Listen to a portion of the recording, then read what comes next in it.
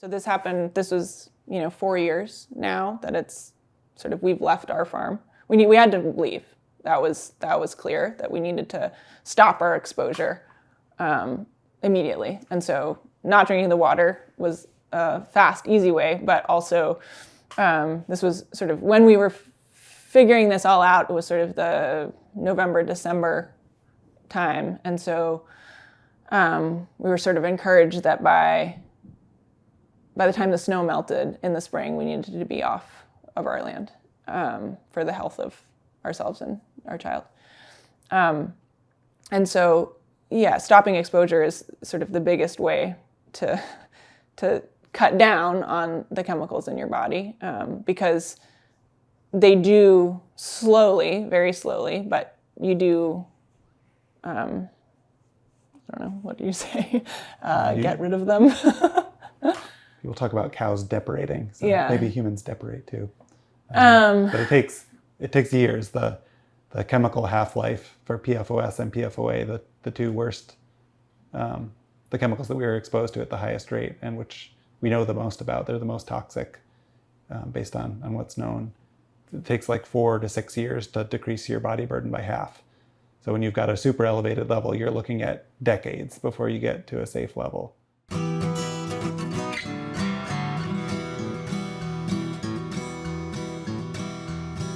Welcome to the Real Organic Podcast. I'm Linley, Dixon, co-director of the Real Organic Project. We're a grassroots, farmer-led movement with an add-on organic label that distinguishes food grown in healthy soil and animals raised on pasture, all without synthetic fertilizers or toxic chemicals. You just heard from Johanna Davis and Adam Nordell, who built Songbird Farm in Maine with the dream of growing nutrient-dense food for their community. But after more than a decade of farming, they discovered that their land, water, and even their bodies were contaminated with PFAS, toxic forever chemicals. And this was from sewage sludge spread decades ago as fertilizer. Johanna and Adam sat down with Dave recently and shared how they learned of the contamination, the devastating impact it had on their family and their farm, and their ongoing work to protect other farmers and eaters from the same fate.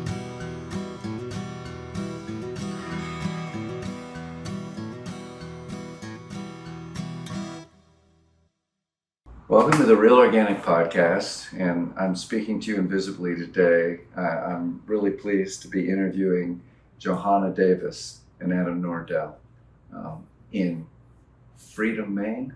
Yeah, I love all the towns in Maine, Unity and Freedom and Hope. They all have these inspirational names as I drive across the state hunting for you.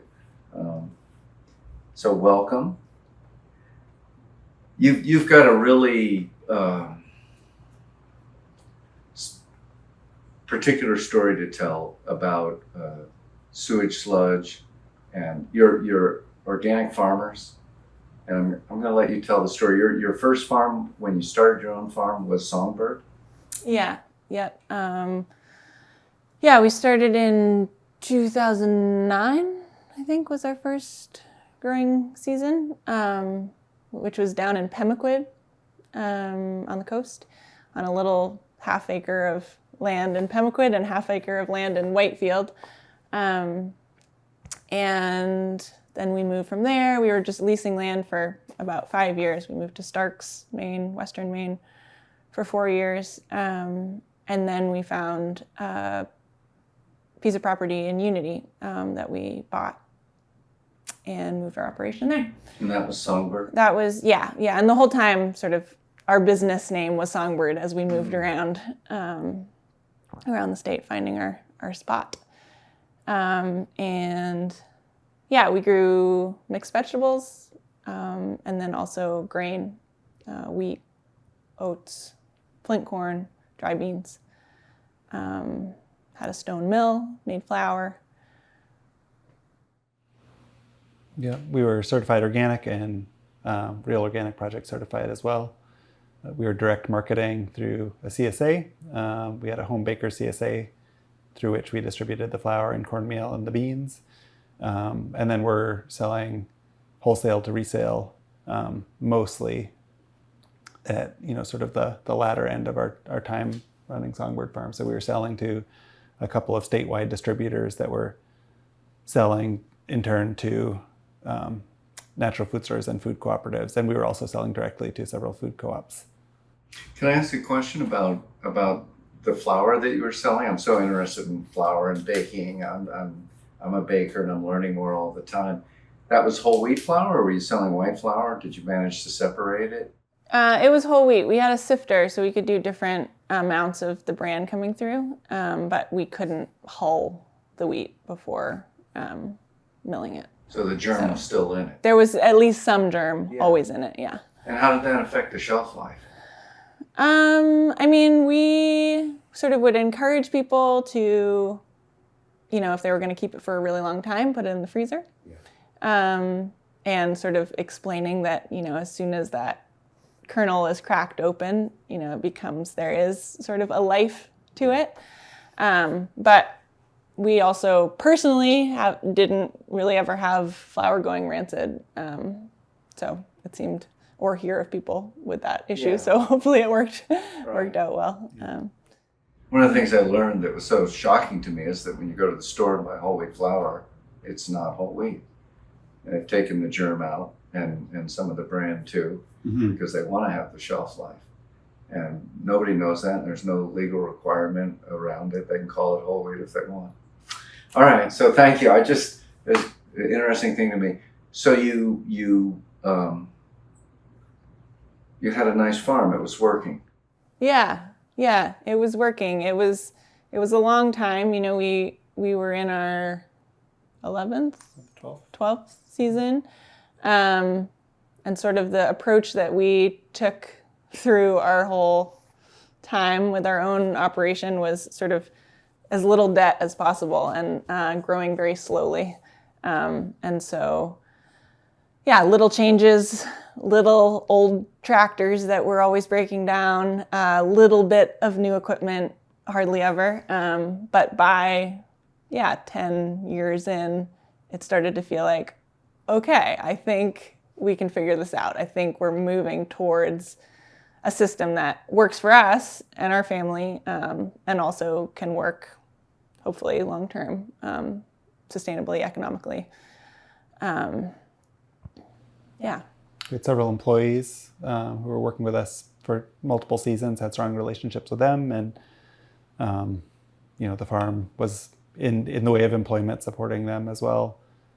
And then we had really strong customer loyalty. We built a brand around our farm that was connected to the place, that was connected to Maine's culinary history. We were, especially with the grains, focusing on heritage varieties and trying to give people a sense of place and of history and a way of connecting through their food and through their palate to that history. And then also using the farm as a community gathering place, and looking for opportunities for work parties where people could interact with the farm, interact with the crops, and take that experience home with them to kind of build their sense of place as they shopped with us as well.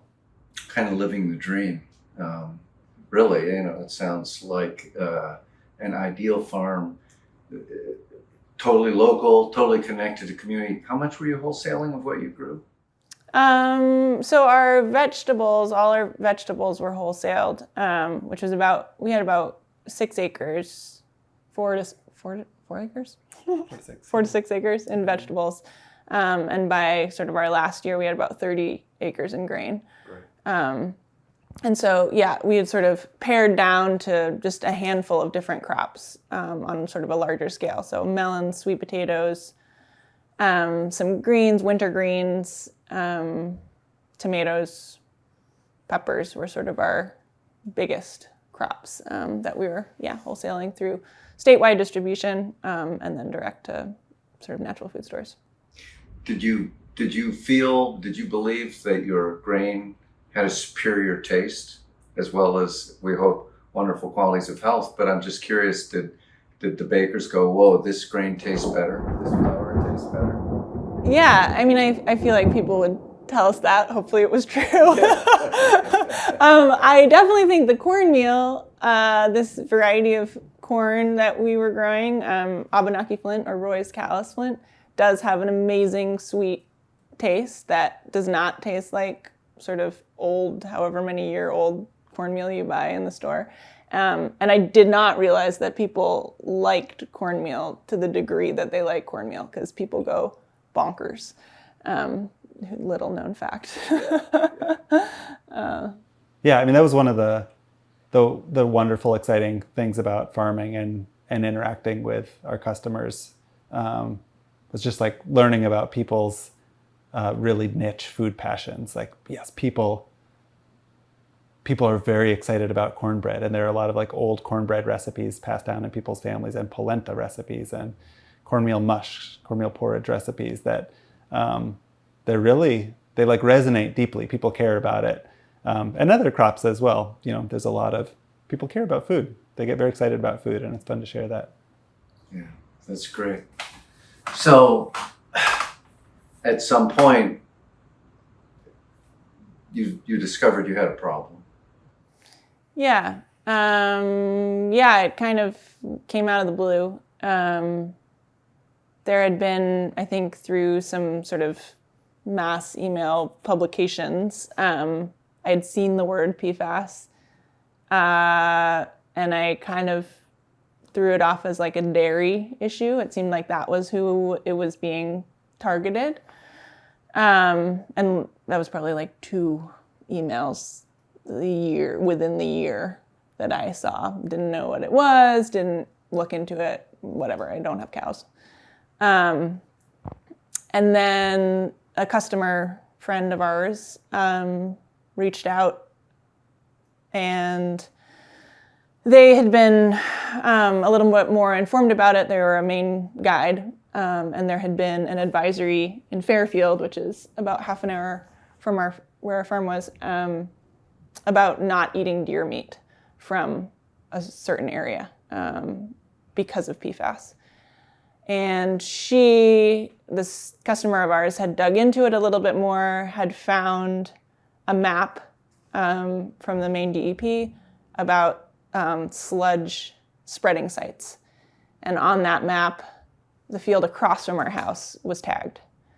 And so she said, hey, I don't mean to be opening up this can of worms for you, but I've noticed this, and I just didn't know if you knew. We didn't know. We didn't know anything about it. And so we were concerned, but didn't really know what that meant. We contacted some folks to do some initial testing for us. At that point, we really thought it was the fields opposite on the other side of the road from us that had been spread. And so we were concerned about our water, that maybe, something had leached down, had affected our water supply. So we looked at our water, and then we thought, okay, if it is in our water, sort of what would be the crops that would be most affected by that. And so we had one high tunnel that had been there. Little bit of backstory, we bought the farm from a farmer. A certified organic vegetable farmer who needed to sell because he had pancreatic cancer and died about 6 months after we bought his farm. So anyways, he had this high tunnel there for about 15 years. And so we thought, okay, that has had well water the longest out of any of our land. So let's test some soil in there at the same time. So we don't have to wait, get one test result, wait. So that was sort of the initial testing, I think. Can we go back just for a minute? Yeah. Lots of people listening to this won't know what sludge is. They won't know why was it being spread on farmland. So could we just talk about, they won't know what PFAS is. Could we talk just a little bit about a little history lesson here of how did it come to be that something called sewage sludge was being spread in farmland? Sure. I mean, to be perfectly honest, I didn't either. Where we are in this story, it was like, what, sludge? Like, what are we talking about? PFAS, I don't know what that is. But yes, so this particular sludge was from a wastewater treatment district in Fairfield, Maine, that is industrial waste. And this particular batch was spread about 30 years before we were aware of it and testing for it as a fertilizer. The land at that point was being used for corn, for dairy cows, for silage, I believe. And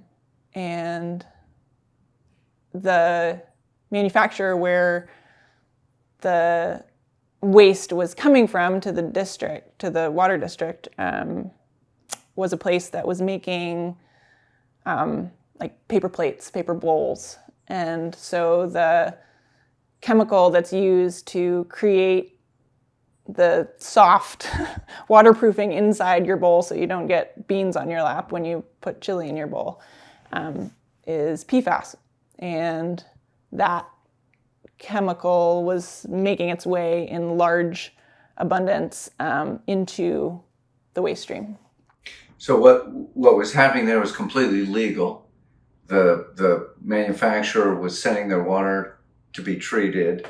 After it's treated, the water is clean, apparently, supposedly, and able to be used. And in that process, they're bringing out this stuff, which is called, politely, it's called biosolids, but it's known as sewage sludge. Yeah. And they have to figure out what to do with it. Right. Biosolids is a euphemism. Biosolids is a greenwash term. It's an intentionally impenetrable term. What does that mean? Your mind goes blank. My mind goes blank when I hear the term biosolids. Like what is the contents of that word? I can't fathom it. That's intentional. It's meant to gloss over what is essentially a very gross and very risky practice of taking an amalgamation of anything that goes down any drain anywhere in a wastewater treatment district system. So any sewer serving your house, that's the drains coming out of your dishwasher, coming out of your washing machine, of course the toilet and the shower, but also the drains serving an auto body shop, serving a car wash, serving a gym with that uses might use toxic waxes on their gym floors and need to strip those and rinse their mops down the drain. And factories, industrial. And factories, like the factory that Johanna was talking about in Fairfield. So all that goes down the drain. And as you said, the wastewater treatment district's job is to clean up the nutrient pollution that would otherwise enter the river. So coming from the Clean Water Act in 1979 or whenever that was passed, the wastewater treatment districts were charged with stopping nitrogen, phosphorus, and potassium from getting into our rivers and causing algae blooms. So their mission is not to pull out toxic chemicals, it's to pull out nutrients. Yeah. This is a very significant thing. It's very different, yeah. Yeah. And are they successful at pulling out the nutrients and thus preventing algae blooms? Sometimes, when they do their job well, and when they're not hampered by combined water overflows, when like the drains, the street side drains sometimes in a big storm event can send a pulse of water through the water district and send raw sewage into our surface waters and cause all kind of problems. But also, like, they can't be pulling all the nutrients out because the whole, like, purpose of this sludge application was for fertilizer. Yes. You know, it was being billed as, like, a cheap way to fertilize your crops. Right. So I don't know what the nutrient breakdown is, Right. or Okay. supposedly is. So when the water district then has this stuff, this sludge left, and they came up with the brilliant idea of spreading it on farmland as a way of spreading it out and hopefully making it not a huge problem with a concentration. What happened? Let's go back to your farm for a minute. And when you tested, what did you find? Extremely high levels of these PFAS chemicals. Okay, I'm sorry. Now we have to go back again because we haven't talked about PFAS. What's PFAS? So PFAS is an acronym. It stands for per and polyfluoroalkyl substances. It's a huge class of industrial chemicals, man-made chemicals. These are not chemicals that exist naturally. They're not chemicals that our bodies or our natural systems have evolved in the presence of. So our bodies don't know how to process them. Our microbial communities don't know how to break them down. And as such, they're incredibly persistent and mobile in the environment. They're toxic, they're mobile, and they're persistent. So they were first made famous when a farm in West Virginia, a cattle farm in West Virginia, was polluted by a chemical waste landfill located next to the farm. A guy named Earl Tennant in the 1990s noticed that there was waste leaking out of a landfill owned by the chemical manufacturer DuPont getting onto his land, and his cattle were dying, and they were having all sorts of weird organ failures. He did his own sort of autopsies on the cows as they died and noticed that things were not right with his cattle herd. He wound up suing DuPont together with a lawyer named Rob Bilott. And in the discovery process of that lawsuit, we learned that chemical manufacturers, DuPont and 3M, Chemours, other companies like this, have been manufacturing these chemicals, dumping them into the environment for many, many decades. And they've known, at least since the 1950s, that again, they persist forever in the environment. They bioaccumulate in natural systems and in our bodies. They're linked with a bunch of serious illnesses, liver disease, kidney cancer, thyroid disorders, breast cancer, testicular cancer, ulcerative colitis, which is an autoimmune disorder of the digestive tract, a bunch of really unpleasant, nasty illnesses. In DuPont studies, there are links to pancreatic cancer, which our predecessor on the land, Tim Christensen, died of. So, long story short, PFAS are bad. You don't want PFAS on your farm, right? They're bad, and the manufacturers knew they were bad. They've known. Yeah, there's like stories of them sort of pulling women off the line, making Teflon. That's what Teflon pans are made with. And like it was like sort of came up, right? There's like controversy around health and babies. Yeah, lots of birth defects. And they pulled women off the line for a month and then put them back on. I was like, oh, we dealt with it, except not. And that was in the 50s. They don't care. Yeah. They suppressed the information. They hid the information from the EPA the whole time. Yeah. So, and we're all, there's like a society-wide exposure as a result. We're all overexposed to PFAS. It's in our consumer products. It's in our food system.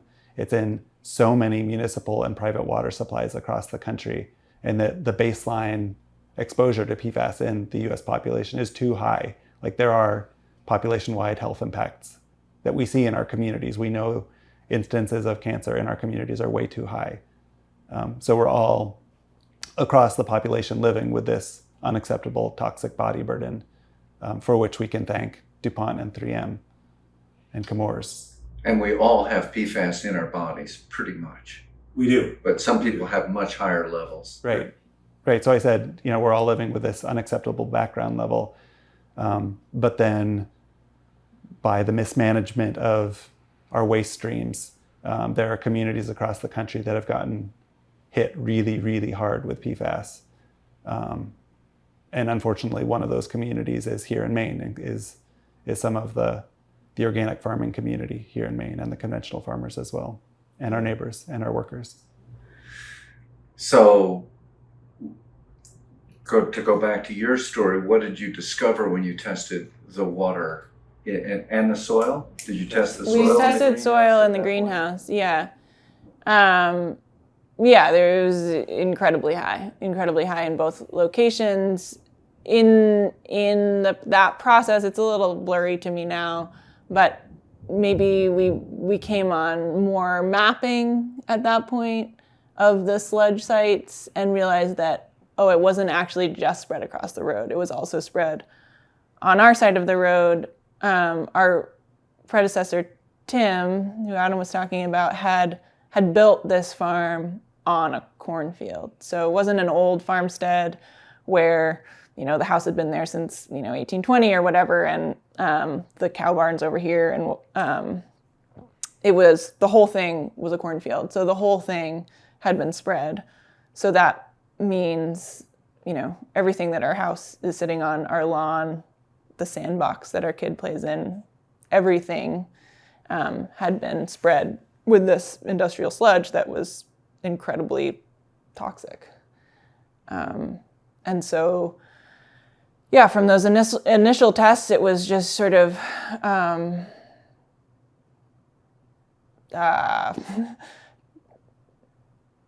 shock and despair and sort of a huge feeling of betrayal, to learn that over the 7 years that we'd been at that location, it felt like everything we had thought we were doing was not true. Like we were trying to do something very simple, which was grow healthy, nutritious food for our community, provide healthy, nutritious food for our family, for our child and ourselves, teaching our child to grow food. And yet all of that food, all the dirt that I sort of happily saw in us was poisoned. It's pretty hard reality to wake up to.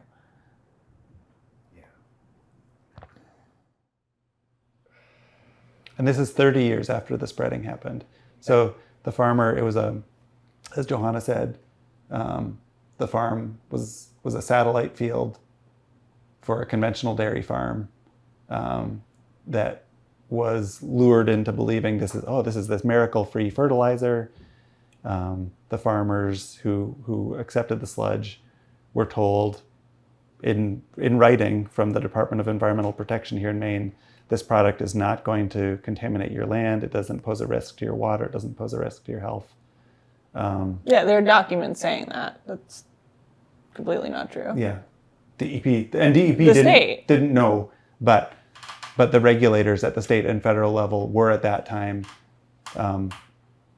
ignoring the cries from communities where sludge was being spread and from academic critics who's like our waste stream. You can't pull this gem of plant nutrients out of our waste stream without pulling any number of other toxic chemicals with it. The risks are just too high and poorly understood. And yet the regulators went ahead and promoted it. The waste management companies made a ton of money facilitating the spreading. And our farm was spread for 4 years between 1991 and 1994. We were both children living far away from the farm at the time. And then, 30 years after the fact, when we pulled this first sample, our well water, which is our irrigation water, which is our drinking water, which is our bathing water, contains 400 times the state of Maine's interim drinking water standard. 8,000 parts per trillion. Our soil contains up around 400 parts per billion of the PFAS chemical, PFOS. The state of Maine's level of initial concern now is 6.4 parts per billion. That's when they start asking hard questions, and we had around 400 parts per billion. And it's just been sitting there for 30 years. How many people has it impacted over those 30 years? How many corn silage crops have gone out to feed dairy cows, and how much PFAS has gone out in the milk supply over that time? Yeah, never mind all just like within the recent time, we're thinking about us and our health, and then we think about our employees over 7 years. That's a lot of people. We think about our customers. We've got product on the shelf. We have to call all of our accounts and have them pull things off the shelf.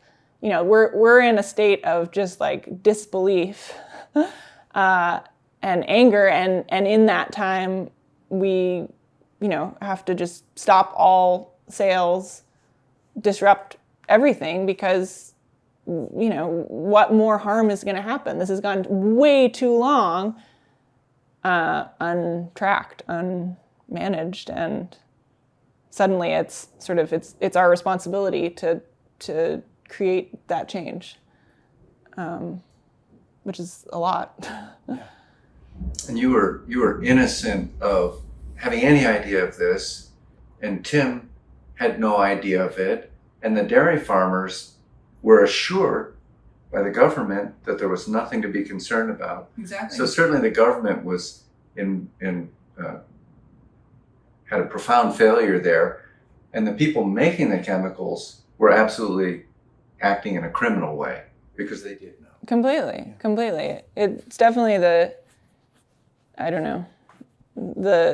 I haven't felt before as so much of just like this little pawn of just like, they don't care. Like these corporations, I'm just this, us and our family and our community, we're just nothing. It doesn't matter, it's for what? For money.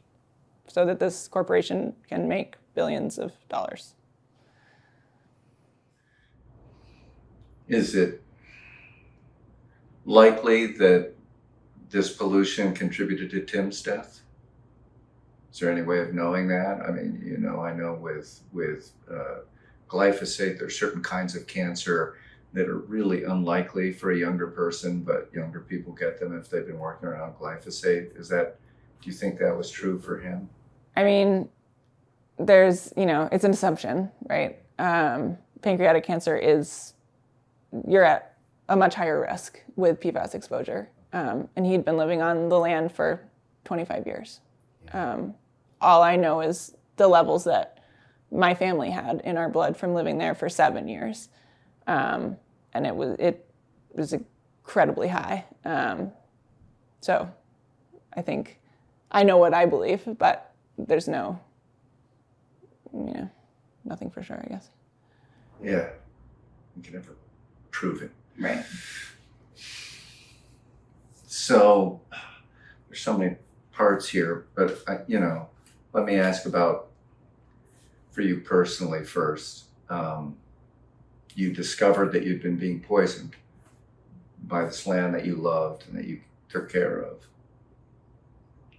What's happened since then? Are you being monitored regularly? Is there any way that you can have these forever chemicals not be in your body forever? Can you cleanse yourself? Yeah. There's actually been a lot of work so this happened, this was, 4 years now that it's we've left our farm. We had to leave. That was clear that we needed to stop our exposure immediately. And so not drinking the water was a fast, easy way, but also this was when we were figuring this all out, it was the November, December time. And so we were encouraged that by the time the snow melted in the spring, we needed to be off of our land for the health of ourselves and our child. And so, stopping exposure is the biggest way to cut down on the chemicals in your body because they do slowly, very slowly, but you do, I don't know, what do you say? Get rid of them. People talk about cows depurating, so Yeah. maybe humans depurate too. But it takes years. The chemical half-life for PFOS and PFOA, the two worst, the chemicals that we are exposed to at the highest rate and which we know the most about, they're the most toxic based on what's known. It takes 4 to 6 years to decrease your body burden by half. So when you've got a super elevated level, you're looking at decades before you get to a safe level. A pretty terrible situation to be in. But we're really lucky in Maine. There's a couple of doctors who are really, paying attention to this and doing research and paying attention to other worldwide studies, which also PFAS is a big problem in firefighters. It's in the firefighting foam. And so there's been some studies done for looking at levels and looking at different ways of trying to address getting those chemicals out. One way had been sort of like a bloodletting kind of situation of like pulling blood out, and your body makes new blood. And but about a year ago, we started taking this cholesterol medication called cholestyramine as a way of, it's a binder, and it binds to PFAS in our bodies. And so we've been doing this sort of like 3-month treatments and retesting sort of our PFAS levels, but also like a host of like lots of different panels to make sure that it's not interfering with a lot of other things. And that is working. It's getting the chemicals out way faster than we would be doing on our own. So that's really good. It doesn't necessarily, everybody has the stipulation of, we don't know so much, right? Has the damage sort of already been done? If the chemicals come out, can then your body begin to heal? That's sort of the hopeful look. For children, can you pull these chemicals out before puberty, before big changes in their lives, and potentially their bodies can heal more before that happens. But because we're at the very forefront of sort of being treated for this, we really don't know. We don't know what happens.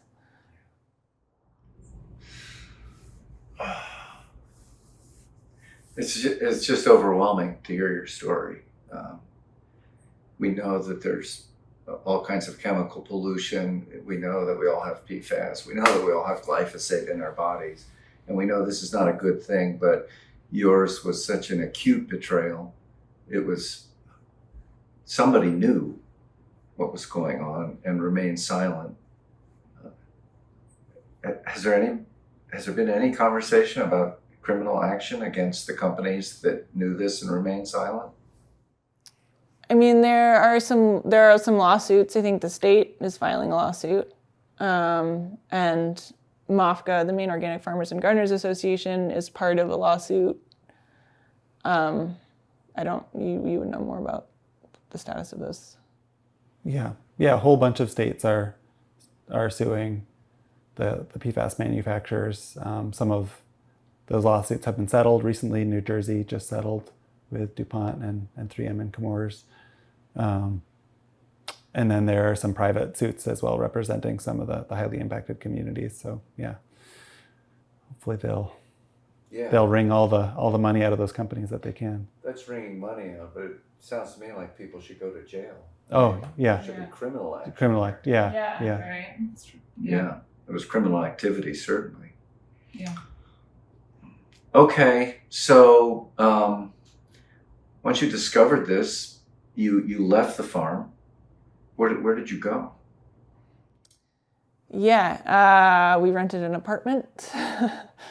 We bounced around. We were in 3 different places in a year because it's really hard to find a place to live in a rural area. During a housing crisis coming out of the COVID-19 epidemic, like a lot of people moved to Maine during the COVID epidemic and following, and so housing access is a problem anyways, and then to get displaced unexpectedly, and it's like, where are we going to go?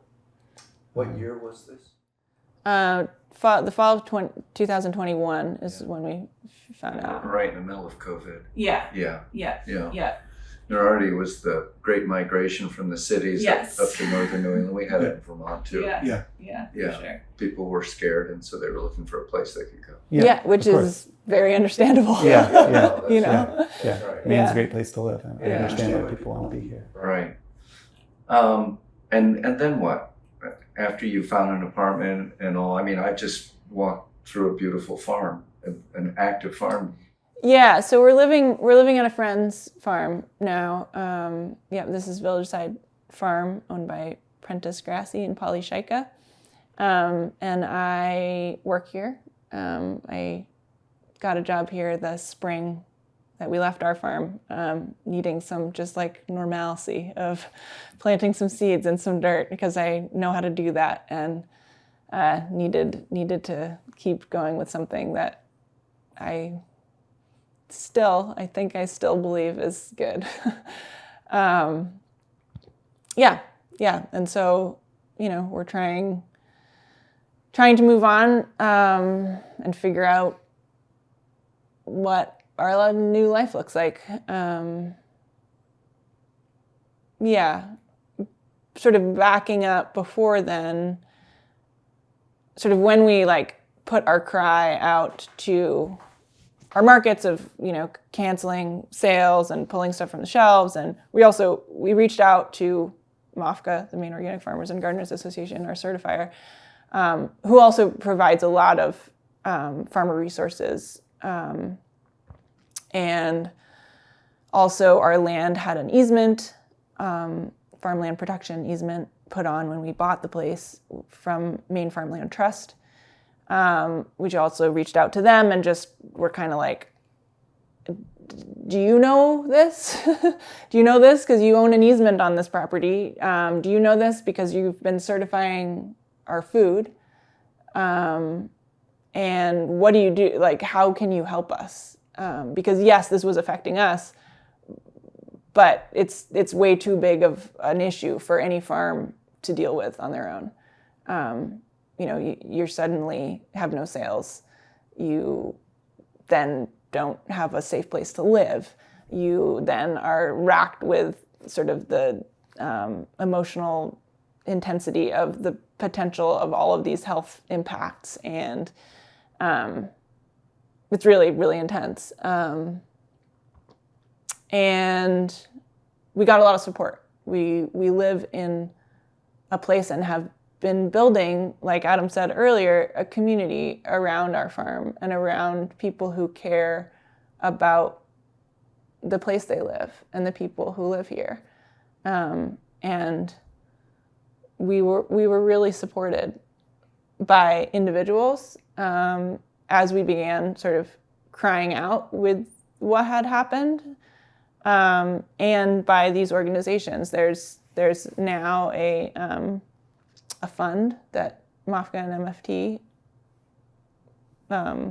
hold for PFAS emergencies that can help with income replacement and testing and filtration systems, whatnot. And then the state sort of stepped up. None of this was immediate, and in a time of crisis, you need things to be immediate. But now, the state, there was a bill that got passed with a lot of funding for PFAS research and help for farmers. And that has been incredibly important for us. And also for, there are a lot of farms that are affected. It's not just us, and not just us right here in this little area of Maine, and not just in Maine. This is there are problems like this all over. But having this safety net that got developed is crucial. Do you still own that land? We don't. So we went to Maine Farmland Trust. They own this easement, and part of the easement is that the property can't be divided. It can't be separated off. The land that we owned was about 40 acres, only 10 of which were tillable with the house. And so, had it not had an easement on it, maybe we could have sold the wood separately, gotten a chunk of change for something. And instead we were sort of left with this very polluted piece. And so we kind of went to them and we're like, can you break the easement so that we can do something, we can get something for what we have?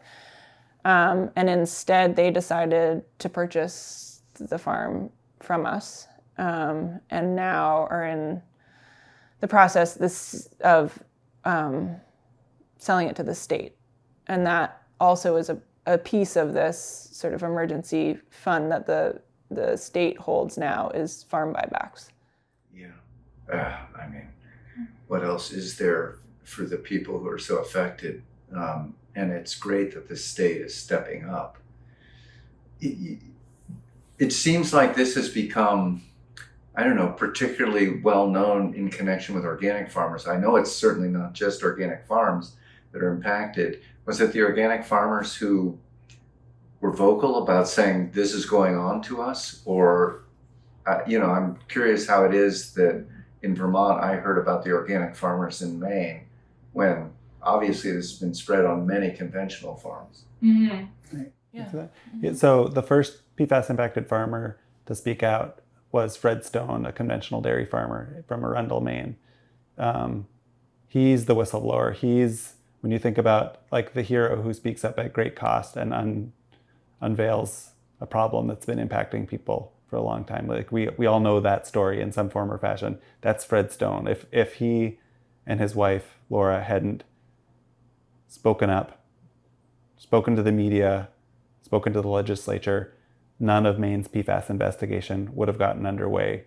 Our DEP would never have mapped those historic sludge application sites that allowed us to discover the problem that we were sitting on top of. So you're right, PFAS is not an organic farms problem. And the advocates to protect farmers are not just organic farmers. There are we've got Art Scop, who's a conventional dairy farmer in Clovis, New Mexico, whose 4,000 cow dairy operation was impacted by firefighting foam that leached off the nearby Cannon Air Force Base. We've got Jason Grostick in Brighton, Michigan, who's not a certified organic producer, who is a multi-generation family farm beef operation and was selling locally, but not a certified organic farm. You have Robbie O'Neill in Society Hill, South Carolina, who has a huge diversified grain and vegetable farm down there, not a certified organic farm. They've all been impacted. They're all speaking out. I think, interrupt me at any point here, but I think the impact on organic farms is especially acute because we're operating with a certain amount of trust with our customers that this is what we're trying to do. We are trying to produce the cleanest, healthiest food we can in a world where we know that doesn't always happen. We know that there are problems in our food system, and we, as farmers and consumers, are trying to fix some of those problems. So, you mentioned some of the society-wide ways that that chemicals are impacting us. We all have some glyphosate in our bodies. We all have some PFAS in our bodies. I think about a conversation that I had with our friend Nate, who was working for us for one year while we were farming, and we were weeding and thinning carrots, which anybody who's worked on a vegetable farm knows is like kind of a tedious task. It takes forever. It's very repetitive. And it lends itself to conversation because you're just stuck there on your hands and knees, pulling out thinning baby carrots and weeds for a long time. And Nate told me that he thought the one real deceit of organic agriculture was that we could rebuild an island Eden in a poisoned world.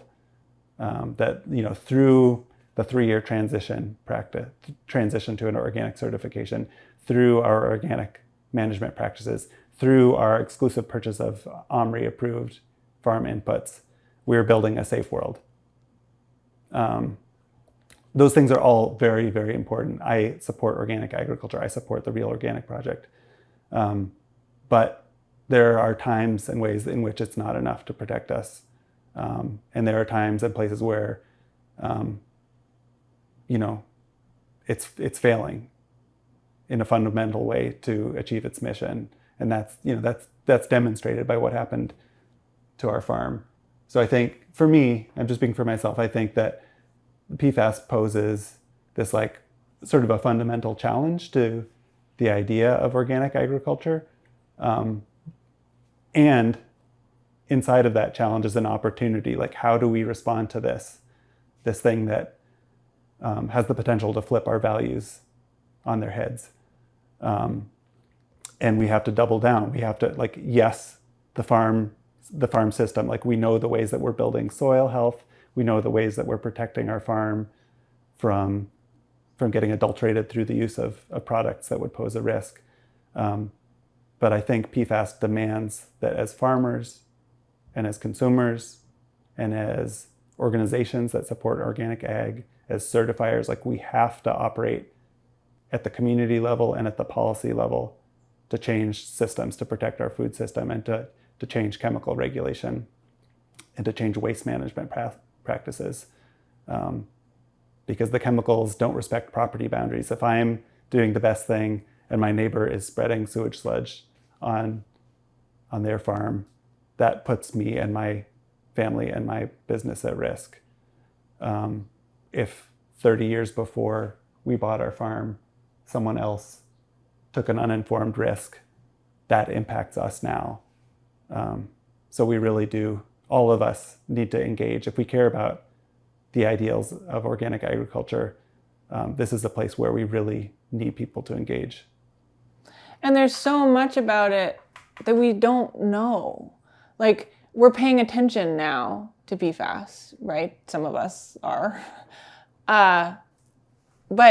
But there's so much that we don't know. You know, we know that, like Adam said, our soil was 400 and the state starts worrying if it's at 6. But what if it's at 3? Or what if there's a little bit? Like, how much is too much?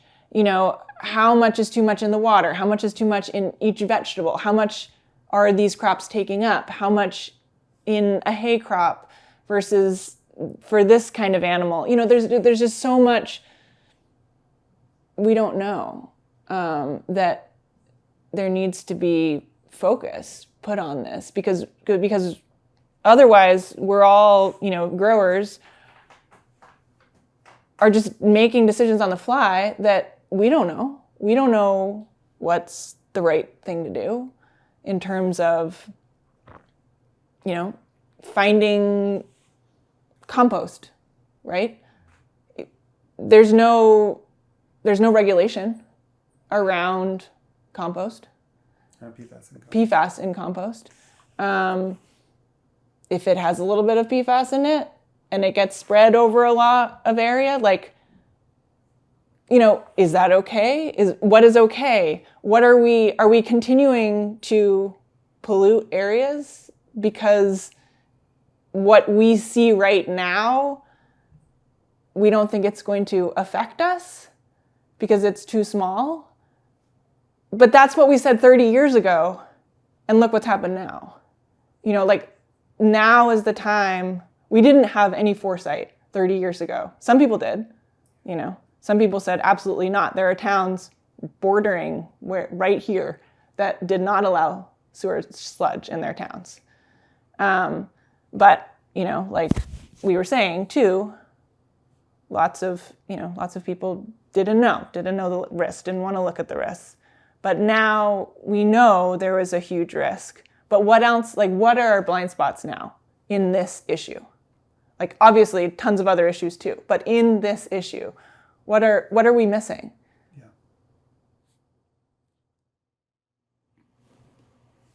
Yeah, exactly. Yeah, there's a big regulatory fight right now, where EPA is just modeled the health risks to farmers for a handful of PFAS chemicals that get spread on farms when sludge is spread on farms. And the EPA has gone through this exhaustive scientific modeling process to evaluate on a vegetable farm, on a mixed livestock operation, on a diversified fruit farm, on a commodity crop scale farm, what do the risks to human health look like when PFAS contaminates the soil through sewage sludge getting spread as a fertilizer. And lo and behold, they find that the health risks are very real. They're acute even when the quote unquote cleanest sludge containing the very least amount of PFAS that we see in sewage sludge surveys anywhere in the country. The very cleanest sludge is too toxic. It presents too much of a health risk.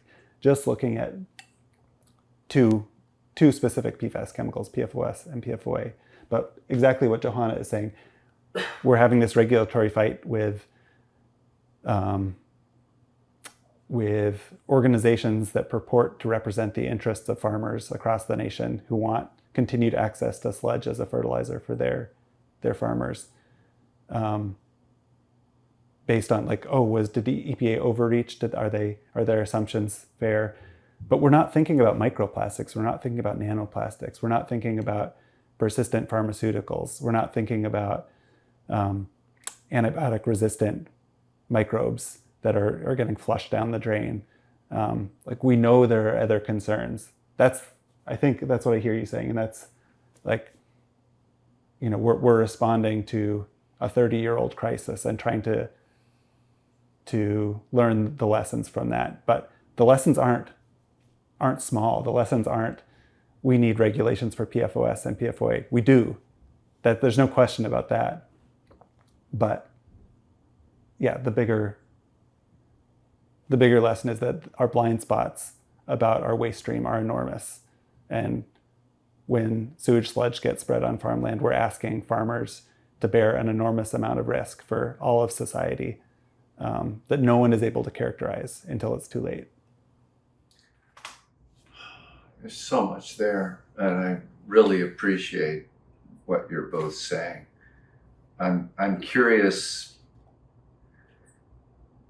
is there any responsible way to deal with sewage sludge in your opinion? Or do we need to fix the problem upstream of that and say we need to stop putting these things into our waste stream in the first place? Yeah, I mean, I'm not a expert waste management person. But yeah, I mean, I personally think that we need to stop manufacturing chemicals that are such health hazards that don't have any way of being disposed of, don't have any way of breaking down, don't have any way of leaving this place. Because you're right, like sewage sludge is going into landfills, and then the landfills the leachate is going into rivers and contaminating fish, and that's not a good solution either. But a landfill it's not a good solution, but it's the best of the bad solutions. Like a landfill is not the basis of our food system. Right. A landfill is not an incinerator where you're sending everything out of the smokestack for an environmental justice community to breathe right next door.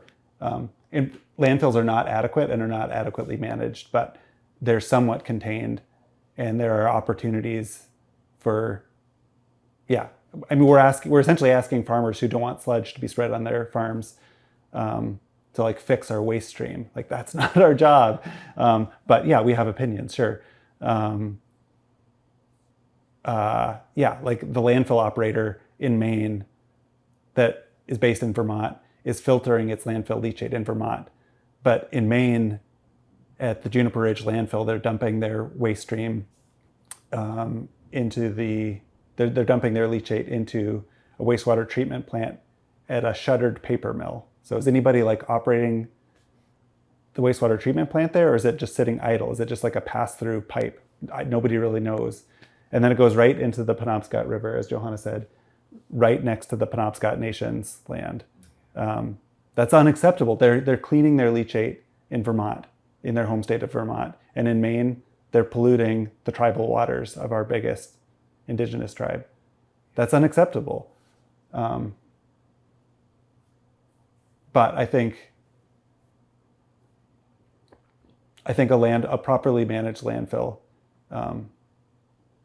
is is way better than, like, there's no question. There's not, as farmers, like, do I know a good answer? How do you manage our whole waste system? I don't know, but I know that. It's not a silly question, and you are experts at this, unfortunately, because you've had to think about it much more deeply than other people. But I understand that none of us have answers to these hard questions. Yeah. All we can do is talk about that they are hard questions. And farmland is an unacceptable solution, like, clearly. Yeah. Did any of your customers choose to get tested to find out what the levels were in their bodies from who are eating the food that you produced so lovingly and caringly? I don't know. Probably. We've never heard about it. No. We've definitely, heard concern, which is pretty hard to hear. We encouraged all of our staff over the 7 years that we were there to be tested, mostly for monitoring concerns, so that once you know, you can be on the lookout for things. And some have. I know that. But it's hard. I mean, that's sort of like another piece, but just like the emotional toll on. It's kind of like everybody that we're close to, everybody that we love, who have come into our life at our farm, is now affected, which is a pretty hard thing to swallow. How old is your kid now? He's 7. 7. Yeah. So far, are the levels going down in his blood too? Yeah. He's like, I guess one of the first pediatric patients to be taking this for this reason. And it does seem to be bringing things down, which is really good. So where do you go in your lives now? I mean, this is such a incredible upheaval in such a terrible way. And are you hoping to be farmers going forward? I know that you're doing a lot of activism around this subject, which is how I heard of you, and I'm so grateful for that. What do you think? Where will you go now? What are your thoughts about your future? Yeah, good question. I don't think we totally know. I think we're both pretty clear that, at least for now, I guess never say never, but we're not starting a commercial farm again. It's too hard. Like, already, as I'm sure you know, small organic farms are really hard to run, really hard to make work, and there's so much stress and so much on the line, and you just pour everything you have into it. And when that gets taken away,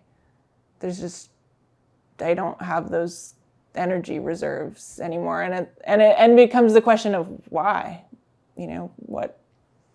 why. So that's pretty clear, I think. For me, I'll just answer this for myself, but farming is really like the occupation that I've done. I've been working on farms since I was about 17. It's what I know how to do. It's what I love to do. And for a while there, I lost some of that love, and question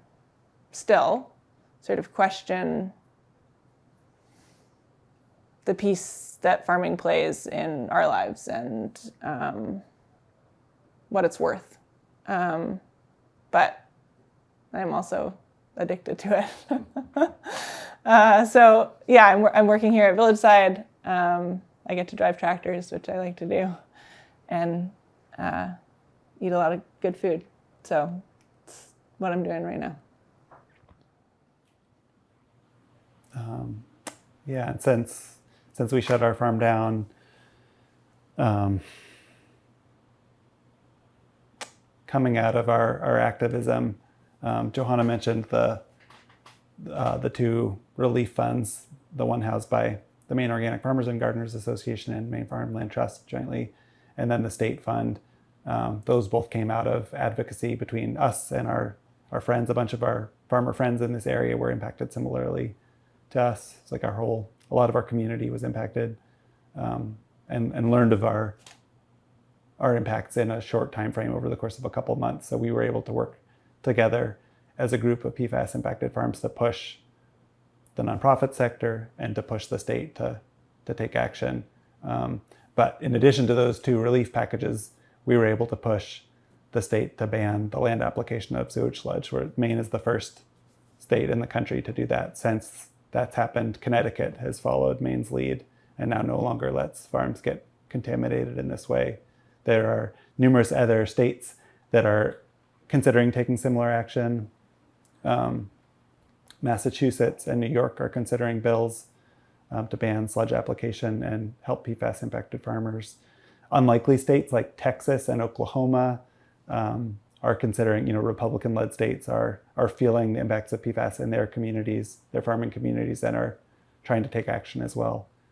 And coming out of that initial advocacy experience working with Johanna and our impacted farmer friends to push the state to take action, I was like, I want to keep doing this. This is a really compelling issue. I can see that it's not just our farm and our friends' farms. It goes beyond our farm and our county, and oh yes, it goes beyond our state as well. This is a nationwide problem. So I've been working at an environmental health organization called Defend Our Health. We're a state-based organization focused on reducing people's exposure to toxic chemicals. And we work in coalition with a bunch of other groups across the country that are trying, mostly at the state level, to get human health protective policies passed. So one of the big overriding goals in those coalitions is to solve this problem. Let's stop contaminating farmland. Let's clean up our food supply. Let's protect farmers and farm workers and farming families and the neighbors, the whole rural community. Let's really protect those people.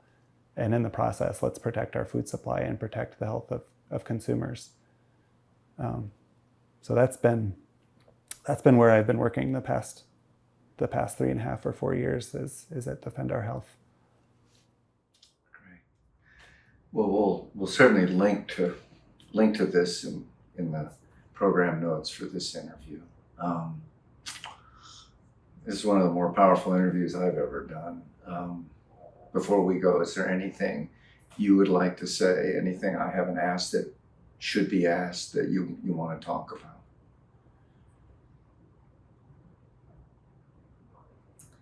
I have to think for you have something.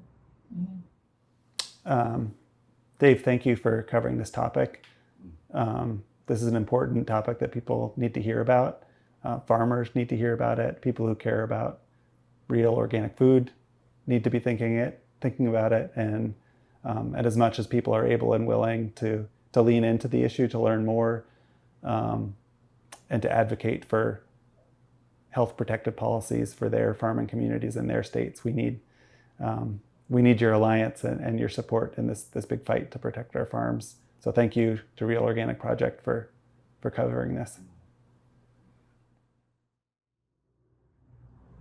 Is that good, Johanna? Yeah. Is that complete? Good. Yeah. Okay. I think so. Well, thank you Thank both you. very much. This is just so important, and of course, it's heartrending, to hear what you've gone through. But as you're so good at showing that this is a huge social issue, it's not just a personal tragedy, which it is a personal tragedy, but this is for all of us. And thank you for being so eloquent about it and drawing those connections so they're so obvious. Yeah. All right. Yes, thank you, Dave.